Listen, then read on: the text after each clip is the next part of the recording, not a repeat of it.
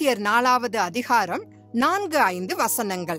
காலம் நிறைவேறின போது நியாயப்பிரமாணத்திற்கு கீழ்ப்பட்டவர்களான நம்மை மீட்டு அதனால் நாம் புத்திர சுவிகாரத்தை பெறும்படிக்கு தேவன் நியாய பிரமாணத்துக்கு கீழ்ப்பட்ட ஸ்திரீனிடத்தில் பிறக்கும்படி தம்முடைய குமாரனை அனுப்பினார்.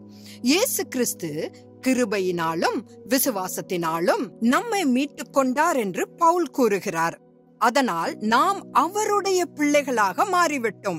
இப்போது கர்த்தரை நம்முடைய பிதாவென்று அழைக்க முடியும். நியாய பிரமாணத்திற்கு அடிமைப்பட்டிருப்பவர்களுக்கு இதை புரிந்து கொள்ளும் திறன் இல்லை என்றும் பவுல் ஆணித்தரமாக கூறுகிறார். ஆகவே இயேசு கிறிஸ்து நம்மை மீட்டுக் கொண்டதால் நாம் விசுவாசத்தினால் இயேசுவின் சகோதரர்களாகவும் அல்லது அவருடைய வாரிசுகளாகவும் தேவன் ஏற்றுக்கொண்டார். நாம் உன்னதமான தேவனுடைய பிள்ளைகளாகி விட்டதால் இப்போது அவரை அப்பா பிதாவே என்று அழைக்கலாம்.